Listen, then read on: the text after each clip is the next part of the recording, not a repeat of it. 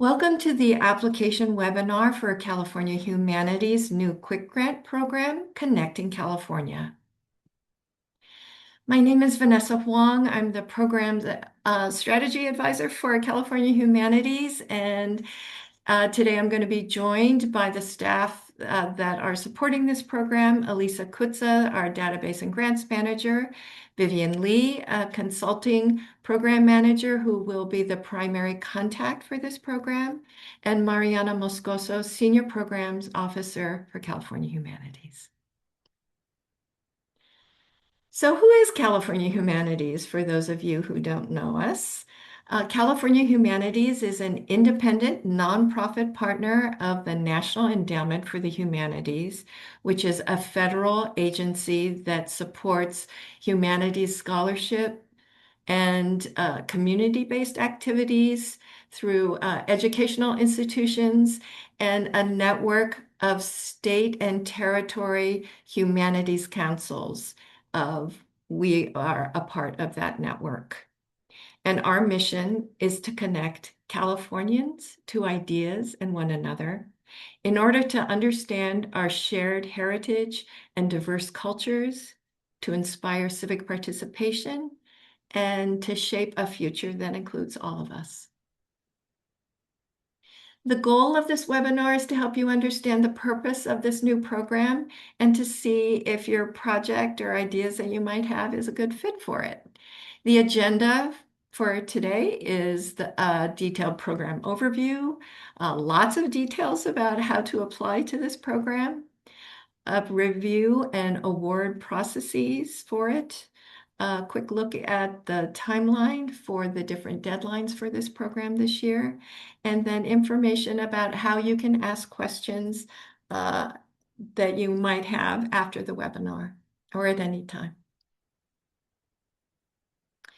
So Connecting California is a new grant program that was created as a part of What We Share: Culture, Community, California Connection, which is our reframed program strategy that orients how our programs are designed, how they are connected to each other and relate to each other, and how they're delivered to communities across the state.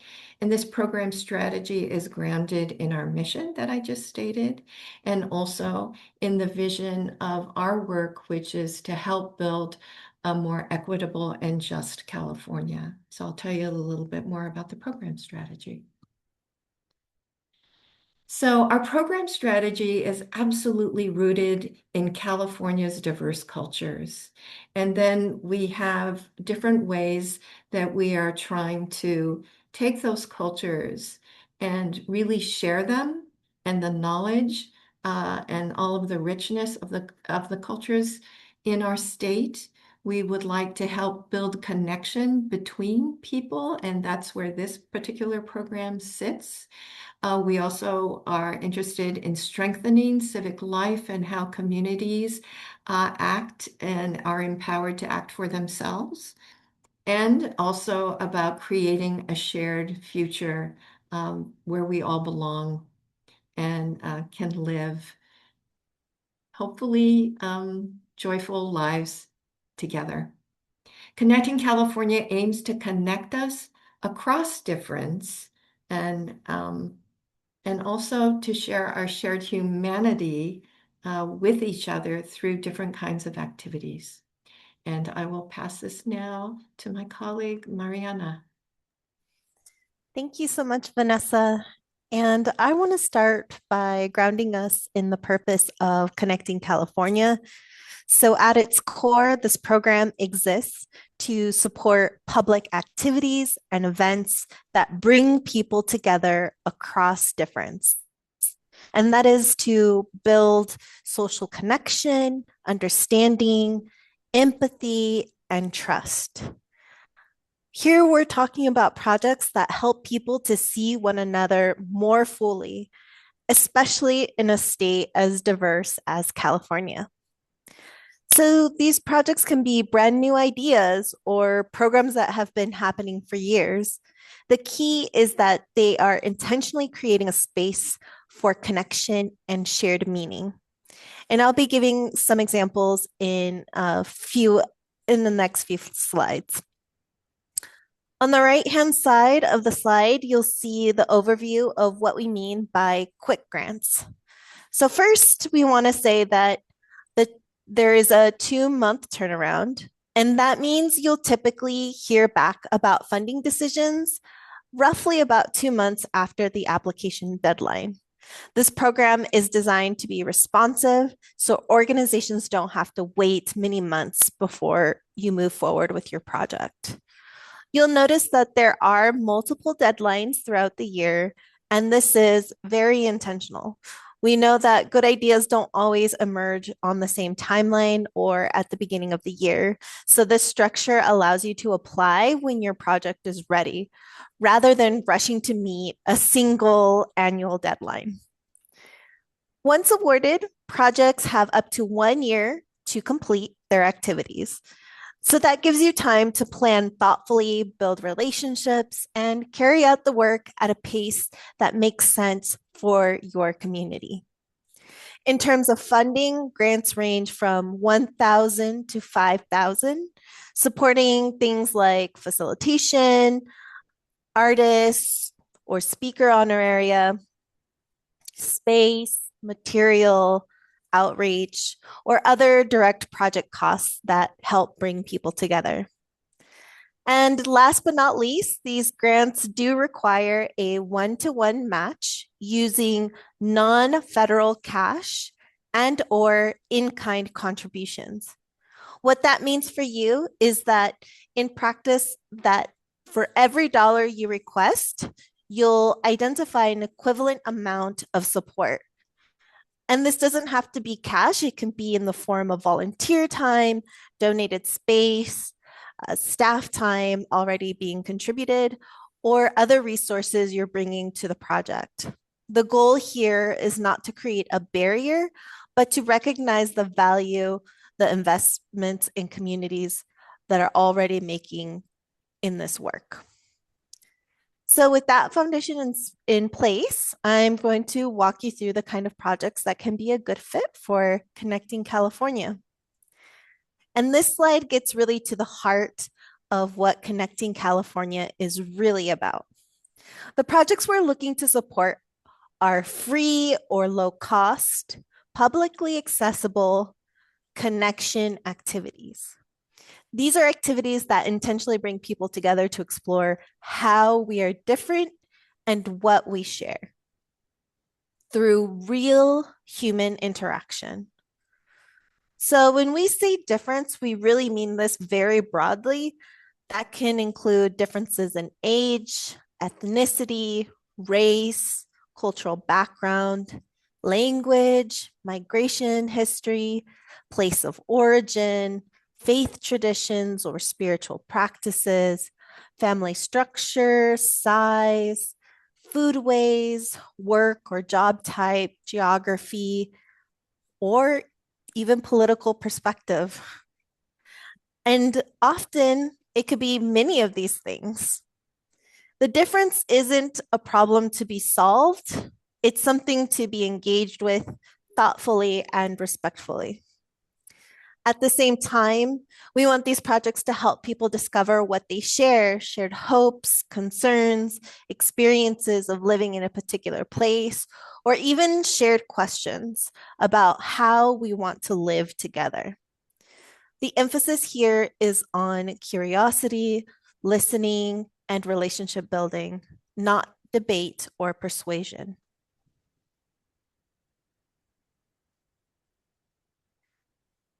And connection activities can take many, many different forms. They might be a series of activities or even a single larger scale event.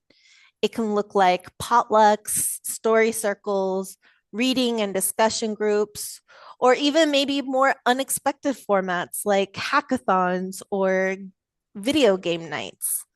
What matters most here is that people are not just observing, we want them to be actively participating. These activities can be in person, such as small gatherings, workshops, shared meals, art making, or facilitated conversations. but they can also be virtual if that makes more sense for your community and allows people to participate across geography or serves as a disability justice practice. Both are fully eligible. So, accessibility is key. That includes being free or low cost, choosing welcoming and accessible locations or platforms. That might include language access when possible, and designing activities that invite participation rather than expertise. These don't need to be large or complex. Some of the most powerful projects could be small, very intentional spaces where trust can be built over time. Ultimately, the goal is to bring people together who wouldn't normally interact, people who think they have nothing in common, and then they discover that they do. So now I'll pass it over to Vivian, who will explain just how you can apply. Thank you, Mariana. Hi, everyone. This is Vivian Lee, the Consulting Program Manager. And so now I'm going to walk you through the actual application process, but first identifying how do you qualify for this grant. So who can apply? These grants are solely for California nonprofits, which can include fiscal sponsors for California-based groups, and I'll get more into that in the next few slides. But we can also include California public agencies, including libraries, schools, municipalities, and tribal governments. All must be nonprofits that are in good standing. That includes good standing with the IRS as well as the California Humanities, meaning all reports must have been submitted. There is nothing outstanding. But if you are currently receiving funding from a grant program, you are not eligible at this time to apply for another grant. We do encourage applications from the following types of organizations. These are not requirements, but very, very much encouraged. So we encourage organizations with budgets of 500,000 or less, those organizations in rural areas or places with few resources for nonprofits, and those that have never been funded by the California Humanities. So again, not requirements, but definitely encouraged. So, if you are an organization who does not have your tax exempt status and will be applying for a grant with a fiscal sponsor, you may apply through a California-based nonprofit fiscal sponsor whose mission aligns with your project's purpose. What is the role of the fiscal sponsor? They are going to be responsible for receiving and managing the grant funds, making sure the requirements of the grant are fulfilled, and having an agreement with you that outlines roles and responsibilities through an MOU. And we'll get more into those details in the webinar. So the fiscal sponsor must meet all the eligibility requirements of any applicant. That includes federal tax exempt status, based in California, good standing with the IRS and California Humanities, plus have a track record of sound management as a fiscal sponsor. The fiscal sponsor must have an agreement with their sponsor organization, which is you, called a Memorandum of Understanding or an MOU. We have a link to an MOU template that you can adjust, and it's available in question 7 of the FAQs. We also have a list of fiscal sponsors in good standing with California Humanities that you can also access. So, how much can you apply for? As Mariana shared, the grants range between 1,000 and 5,000 for project-related costs and requires a one-to-one match for required in non-federal cash and or in-kind resources. So when we say non-federal cash, that means it cannot come from federal grants or federal contracts you might have, and must be other kinds of resources that don't include anything from federal entities. But if they're in-kind resources, they could be donated space, equipment, materials, food, volunteer labor, and all of this is not required to be received until the end of the grant period. So, what can I use these grants funds for? As Mariana already shared, she shared what qualifies, and we're just going to give you a little bit more detail as to what that means. So, for project-related costs, we include project management, speaker, artist facilitator fees, space equipment rental, refreshments, but I do really want to highlight that does not mean alcohol. So refreshments and no alcohol, supplies, materials, and your fiscal sponsorship fees should not be more than 10% of the grant. So, what costs are not allowed? And this is just a descriptor, it is not the exhaustive list. We do have more of that, and that can be found in our FAQs. But generally, costs that are not directly, and I say directly related to project activities. So, no cash prizes, scholarships, no in class instruction, no fundraising activities, and no advocacy or partisan activism. So, when to apply? What is the timing? As Mariana shared, we're trying to be responsive to adjust for when the needs are for your actual program. And we have three different rounds. We want you to have 3 months, apply 3 months before your project actually starts. The deadlines for 2026 include February 23rd, May 4th, and July 13th, and all of them due at noon. We do want to note that late applications will not be accepted and incomplete applications may be deemed ineligible. So please be very diligent and careful as you submit. Grant funds will be paid in full within 30 days of receipt of a signed grant agreement, and our award notifications for these different rounds will be April 20th for the first one, July 1st for the second, and September 14th for the third. Funding, we feel that funding will be very competitive for this grant program, and about 10% of the applications will likely be funded. So if you are unsuccessful, you are eligible to get feedback about your application, and we do encourage you to reapply. So now I will transition it to my colleague Elisa, who will actually walk you through how to submit through the online application process. Thank you, Vivian. I just wanted to introduce myself as Lisa Kutza, the Database and Grants Manager here at California Humanities. And I'm just going to walk you through the actual technical aspects of how to submit your online application. One way that you can find the online application is by maneuvering to our website at calhoun.org. And there is a gray header bar, and underneath the programs and grants, you can actually see the grants button, and you can see the Connecting California. And once you select that Connecting California, you'll go to the next page. And in that next page, you'll be able to see the actual link directly to the Connecting California Quick Grants. And in addition, you will be able to see the grant guidelines, frequently asked questions, and even a PDF of the questions that you will see that can help you create your application. There are other ways that you can find the grant portal so that you can directly link to the SurveyMonkey Apply website, which is our platform. In the first image that you can see, there's a grant portal. There's a red arrow pointing to it. This is in the very top header of our website and to the right of the California Humanities logo. That's one way that you can get there. And it'll bring you directly again to the SurveyMonkey Apply website. Once you do get to that website, there is two buttons on the top right-hand corner. One is stated login, and the other one is a register button. So if you're not registered, you need to press that green register button and follow the prompts to register. Just a note, if you have applied to a California Humanities grant in the past, you can utilize the username and password that you have used in the past.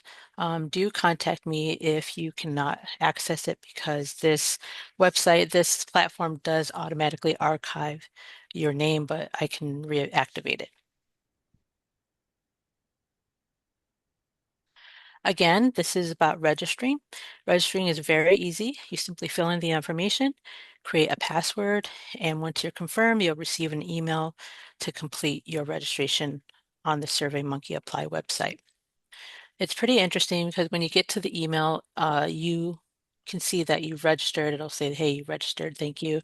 And you select and hit the button within the email. It'll actually bring you to the very first task page.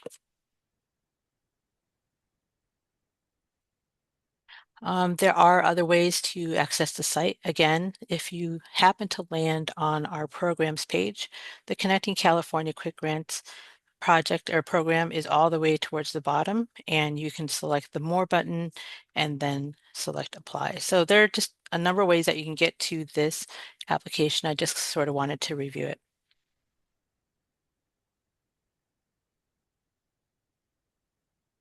So, like I said, the first thing that you're going to be seeing on this application is, I'll call it the main page, the main task list page. You're going to see a number of items on this page. And so one thing that you're going to see is in the top red arrow is a number, and that's going to be your application number. So in this case, it's CC, a lot of zeros in 082. This is your application number. So if you ever have a technical issue or have a question about it, this is the number that would greatly help me. And if you can reference it, that would be fantastic. And then the middle, actually the arrow on the left-hand side is pointing to my name or as the applicant because this is a test application. But if you can notice there is the word owner next to the name. And so if you are the person registering, you are technically the owner of this application. So just please note that because that's something that that I'll talk about a little bit later. And then finally, there are tasks that you will have to complete in order to submit this application.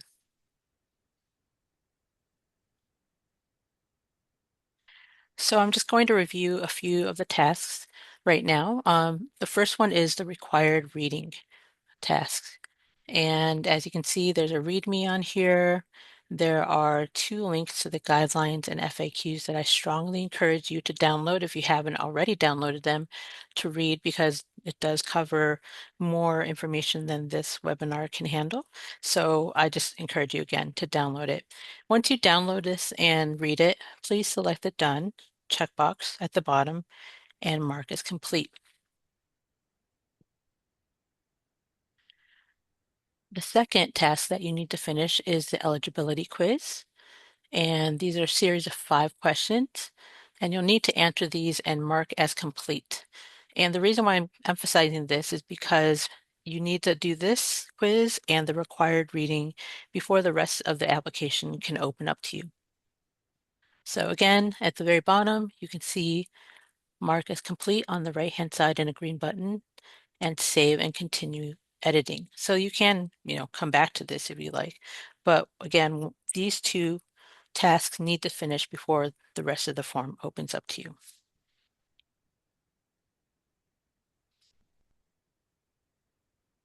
Just wanted to point out again on each page of the application, you will be able to save and continue editing at all times.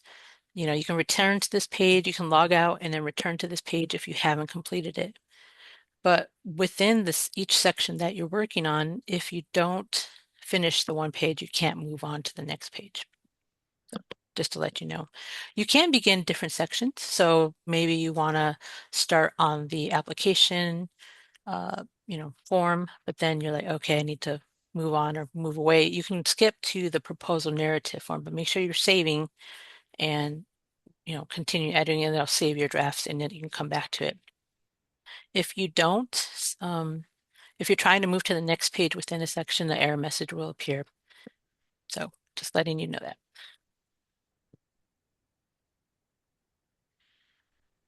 So this is the beginning of the application form, and there is a paragraph that talks about the application organization and the fiscal sponsor. This is here to help you differentiate between the two. And I know we talked about it previously, but in this form, it's important to differentiate because if you're the applicant organization and you are working under the umbrella of a fiscal sponsor, the actual fiscal sponsor should be the first organization that is applying and under this application organization legal name. If you're the subrecipient or the project organization, your details will be recorded later on this form.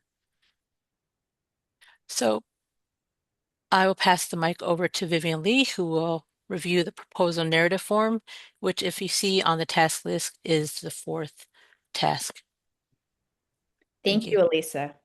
So, what are we going to be asking you? And this is really kind of the heart of the proposal. So, first, we would like you to submit a project title, as well as provide us a project summary. And really, this is a brief description of your project, no more than 50 words. We really, want you to be able to be concise and really cover the who, what, where, when, why of your project. We also do want to note that we encourage you to craft this carefully because if your project is chosen to be funded, we will use this description to represent your project for a press release, online publication, or potentially social media. The additional items that will be included in your proposal narrative, we will be asking you to provide a description of your proposed project activities. What kinds of community participants do you plan to bring together and approximately how many? Again, no more than 100 words. What are the ideas that you will be addressing? And are there differences that will be bridged in the project? Up to 150 words for this. What are the events, activities? So, what will be hosted by this project? And please include plan dates, times, locations, and venues whenever possible. And this is no more than 200 words for this section. So I really want to highlight these remaining two question areas in the proposal narrative because this is something we want to uplift, which is very important. Again, we really want you to, look at this. This is a small grant program. It is not meant to be, including everything and being able to kind of just put everything in there and shoot for the moon. We really want you to be intentional and specific for this. So, one of the things that's important for us is how are you engaging the community? And are you well positioned to do this? And as Mariana had shared, an important piece is that you are identifying different members that may not necessarily, have connection or come together. And how is it that you're finding that there could be actually potential similarities or ways to connect that may not have been assumed elsewhere or otherwise. So, how are you all positioned to execute this project? How well do you know the communities involved? How will you make participation easy and accessible? And then, do you have partners? How is that going to help you? And what role will they play or resources that they will provide? So, this section, you're given up to 250 words to be able to share. And the other piece that is critical, as well as your anticipated results. What kind of shift in social connection? And this is really the heart of what, California Humanities is really adjusting in kind of the reframe of the strategy. How are you shifting these social connections to understand empathy and our trust within the community? And what do you anticipate will result from this project? So up to 150 words for this section. And back to Lisa for the budget portion of the application. Thanks, Vivian. Just wanted to go through the remainder of the application, and this is the budget format. Obviously, you're not going to know everything that you're going to be putting your award towards, but we just want to get a rough estimate for your project.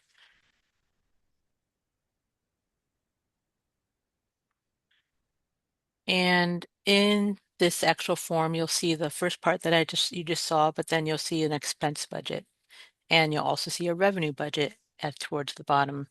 Again, we're just asking for best estimate for numbers. If if you kind of sort of know like where you want to put the majority of your money towards, just please fill it in. On the left-hand side for the columns, you'll see an allocation of the California Humanities Grant. And again, the max is 5,000. So allocate your 5,000, if that's what you're applying for, across these different categories. On the right-hand side, there's allocation of required match. Again, you probably won't know this until the end of your grant, but just put your best estimate. And just as a tech issue, if you do find that you cannot move forward on this specific form because it's telling you there's an error, most likely you just need to put a 0 in place of the blank cells. And finally, for the budget, for the third part of the budget. So again, I mentioned you're going to have an expense budget and you'll also have a revenue budget. And in both cases, they need to match. So this is a little bit small, but you can see on the very top row says total, it's 5,000 and 5,000. That equals 10,000 under expense budget. And then you move down to the revenue budget, that also has to equal 10,000. So expense budget will need to equal your revenue budget, because if it doesn't, then this page will error or give you an error, and you will have to keep trying to match it. So make sure the numbers match.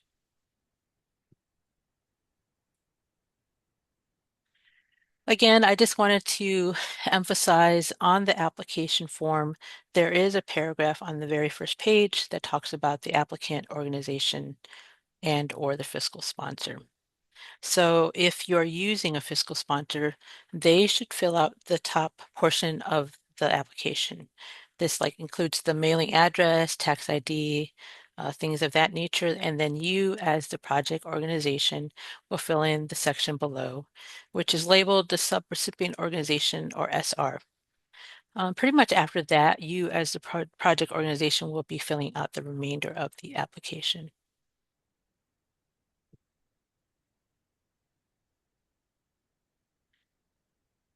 So I'm just going to point out the fact that we do have another step if you are utilizing a fiscal sponsor, and that is called the Memorandum of Understanding, or MOU.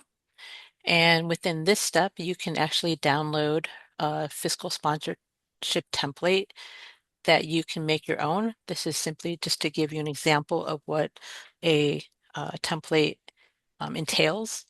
But if you have one already existing with your fiscal sponsor, you can attach the file here and mark it as complete. So this is the final step of completing the application. It's the certification form. This is usually signed by the fiscal sponsor contact, otherwise called the authorizing official, and they are responsible for receiving and distributing funds. If you're not using a fiscal sponsor, this is still the person who in your organization that's responsible for receiving the funds in your grant. And this person will have to submit an e-signature at the bottom of this form. I just wanted to remind you how to add an authorizing official, otherwise called an AO, and you can find this on the main task list page. This is probably one of my number one questions that I get, like how do I add somebody? So I just wanted to put this slide in so that you know that this is available on the very first page that lists all the tasks and has your application ID. And at the very bottom, underneath your name as the owner, there is a black box that says Add Collaborator. And you simply select that box and enter the information in the next page and then select Send Invite. So that will send an email invite for a person to come into your application and sign the areas that they need to sign. I did want to point out that you can have multiple collaborators, like if you have a few people working on different sections of your application, they can come in, but only one of these people can be designated an AO or authorizing official.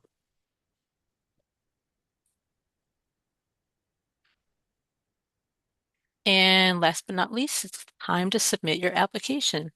So if you see that any of these green arrows are not fully filled in, with a check mark, that means you're not done. You have to have all of the arrows green, and it has to say 6 of 6 tasks complete, or 7 of 7 if you're doing an MOU. And not until all of these are complete will you see that submit button turn green on the bottom and where the arrow is pointing. Because if you don't, if that's not green, then you have missed something and you have to go back and make sure you have everything completed. But if you're ready to submit, then you can press that green submit button, and there will be a pop-up box that says, are you ready? Are you sure type of thing. You can see that on the right-hand side. You can review the application or you can click submit. Once you do submit this, the platform will send you an email and that says you've submitted your grant application. I just want to make sure and emphasize that please make sure that you receive this confirmation email. Check your junk box or your spam box just in case. And if you haven't received it, make sure to contact me at ecutsa@calhoun.org, which you can see right here. Now I'll pass this presentation over to Vivian. And again, thank you. Thanks, Elisa. So as we wrap up this webinar, we did want to provide you some tips for submitting an application.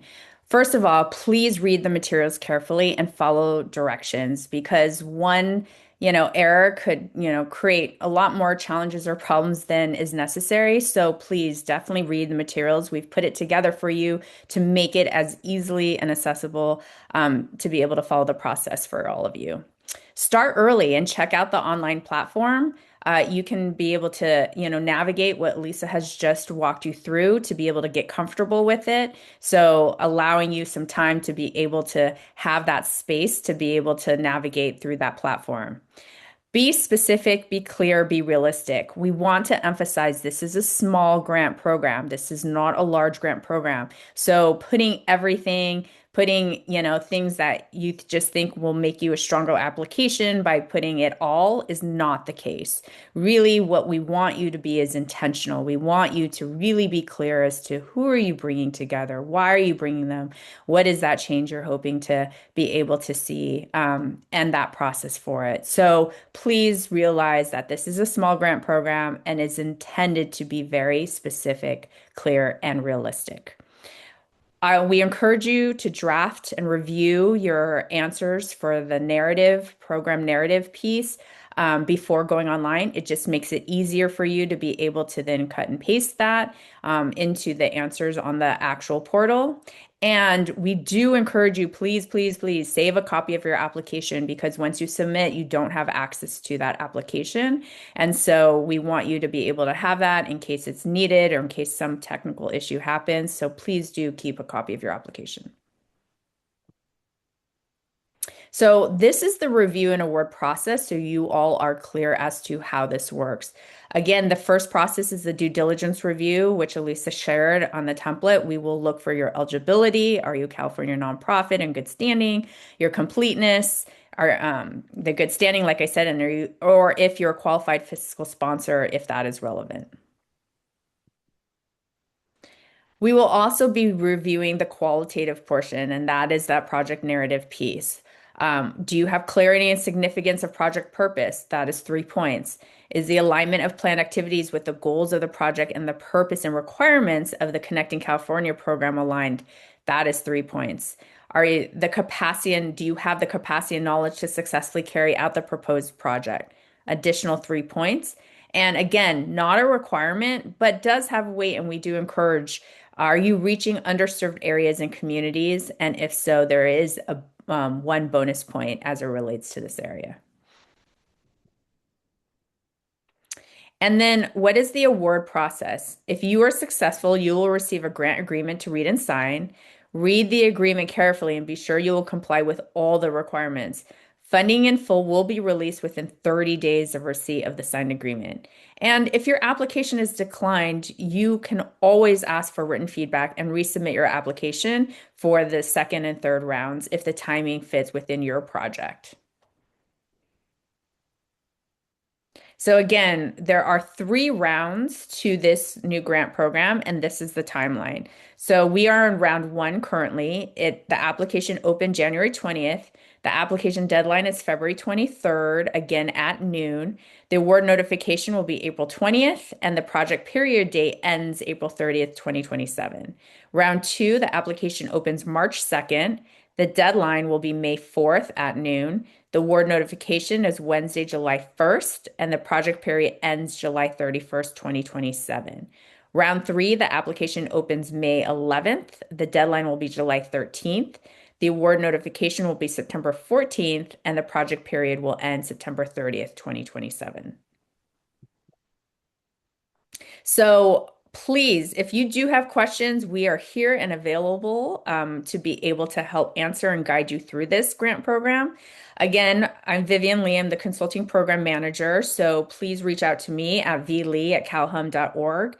If you have any technical questions about the actual portal and online application process and fiscal sponsorship, please reach out to Elisa Kutza at ekutza@calhum.org. And we also created a Google form, so you are able to access that at the end of the FAQ document. And again, all of these resources and documents are on our website and on the landing page for Connecting California. And there you'll be able to find a Google form link in which you can also submit your question and we will respond to that.